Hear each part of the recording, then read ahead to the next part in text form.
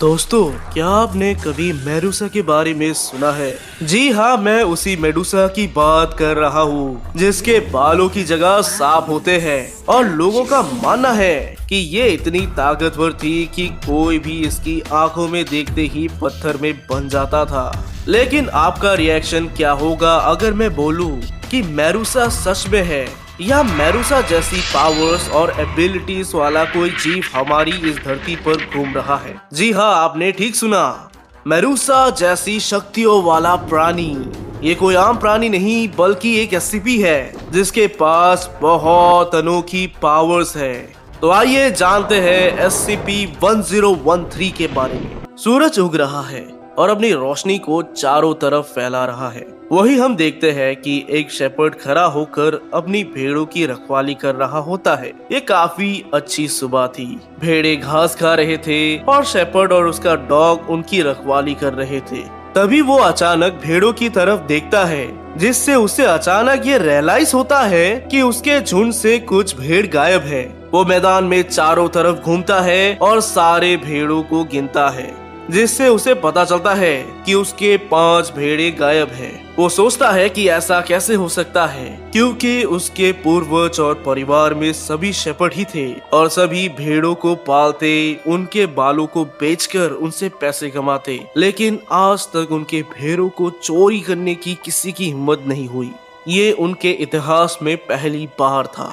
Shepherd अच्छी तरह से जानता था कि अगर वो उन 5 भेड़ों को लिए बिना लौटा तो वो काफी बड़ी मुसीबत में पड़ सकता है और उसको अपने पिता से डांट भी पड़ती। ऐसा भी हो सकता है कि इस गलती के बदौलत उसे घर से निकाल दिया जाए। इसीलिए बेहतर यही होगा कि वो भेड़ों को वापस लेकर आए। इसीलिए वो अपने वफादार कुत्ते को सहलाता है और सोचता है कि ये काफी अजीब बात है कि भेड़ के चोरी होने पर कुत्ते ने भौंका तक नहीं, और भौंकना तो छोड़ो, उसके बारे में उसने कुछ बताने की कोशिश तक नहीं की। तभी शेपर्ड नोटिस करता है कि एक फेंस टूटी हुई है और फेंस के एक कोने पर एक कपड़े का टुकड़ा फंसा हुआ मिलता है, जिससे वो काफी ध्यान से देखता है। ये कपड़ा काफी रफ और पतला था, जिस वजह से ये कपड़े के बजाय सांप की खाल जैसा लग रहा था और उसने ऐसा कुछ इससे पहले देखा भी नहीं था। खैर, उसके पास बस यही एक आखिरी सबूत और रास्ता था चोर को ढूंढने का।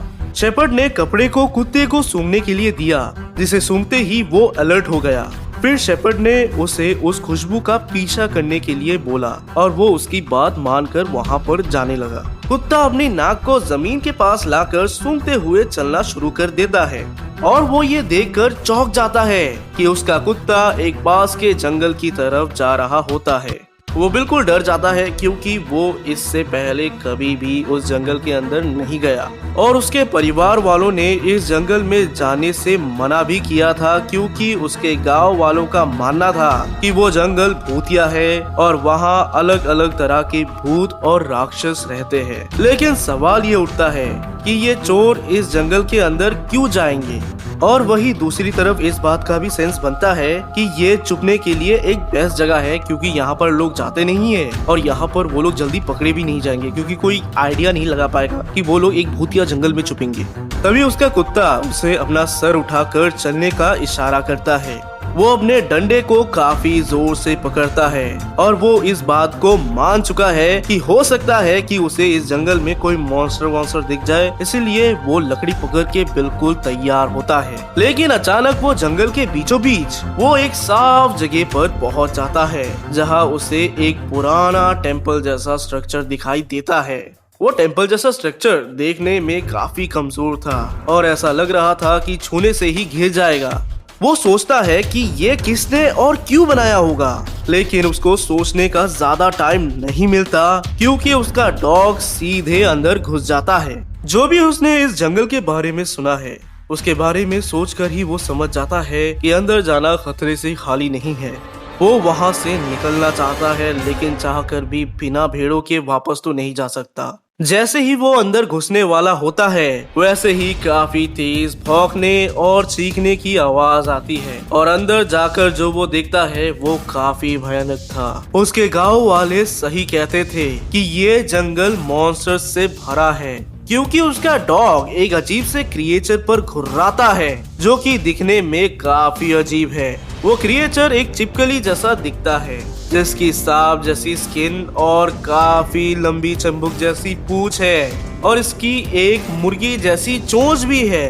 वही वो मंदिर के दूसरे कोने में अपने भेड़ों को बिना हिले डुले शांत खड़ा देखता है, जो देखकर वो चौंक जाता है कि ये अभी तक जिंदा कैसे है। भला कौन सा शिकारी अपने शिकार को पकड़कर बिना मारे उसे जिंदा रखता है। लेकिन अच्छी बात ये थी कि अब उसके भेड़ जिंदा है और वो उन्हें आराम से लेकर जा सकता है। तभी अचानक वो क्रिएचर अपने गले के पास में फ्रिल को फैलाता है और सांप के जैसे हिस की आवाज निकालता है ताकि वो शेपर्ड के डॉग को डरा सके। लेकिन उसका डॉग और तेज भौंकने लगता है क्योंकि शेपर्ड का डॉग काफी बहादुर है और भालुओं से भी उसने लड़ाई की है, इसलिए उसका डॉग डरने वाला तो नहीं था। शेपर्ड थोड़ा डरता है क्रिएचर को देखकर, लेकिन इसे देखकर लगता नहीं कि ये क्रिएचर कुछ कर पाएगा। तभी वो क्रिएचर पास आके डॉग को डराने की कोशिश करता है और थोड़े ही समय में वो डॉग अचानक नीचे गिर जाता है। ये देख शेपर्ड डर जाता है और अपने डॉग को देखने के लिए जाना चाहता है, लेकिन तभी क्रिएचर अचानक उसकी तरफ देखने लगता है और वो शेपर्ड वही जम जाता है। ऐसा लगता है जैसे क्रिएचर अपने आंखों से उस पे कोई जादू कर रहा हो और शेपर्ड पूरी तरह से पैरालाइज हो जाता है। और ये डर की वजह से नहीं हुआ है, उसे फाइनली ये रियलाइज होता है कि वो अपने बॉडी का एक भी मसल नहीं हिला पा रहा है और वो सिर्फ देख सकता है कि कैसे वो राक्षस उसके डॉग को चबा रहा है और अपना जहर डॉग के बॉडी के अंदर छोड़ रहा है। शेपर्ड को लगता है कि ये जहर की वजह से डॉग के मुंह से छाग निकलेगा, लेकिन ऐसा नहीं होता और धीरे धीरे वो डॉग पत्थर का मूर्ति बन जाता है, जिससे शेपर्ड को पता चलता है कि मंदिर के कोने में खड़े भेड़ उसके भेड़ नहीं बल्कि पत्थर के मूर्तियां हैं। शेपर्ड चिल्लाकर वहां से भागना चाहता है, लेकिन चाहकर भी वो कुछ नहीं कर पाता। तभी वो राक्षस उसके तरफ आता है और अपने नुकीले सुई जैसे दांत उस शेपर्ड के पैर में घुसा देता है, जिससे उससे काफी भयानक दर्द होता है, लेकिन वो चिल्ला भी नहीं पाता। धीरे धीरे उसकी बॉडी पत्थर बन जाती है। अब आगे क्या होगा? कुछ टाइम बाद क्रिएचर शेपर्ड के पास आता है और उसकी स्टोन की लेयर को तोड़कर उसके नीचे के फ्लैश को खाना शुरू कर देता है, जिससे शेपर्ड को फिर से काफी पेन होता है।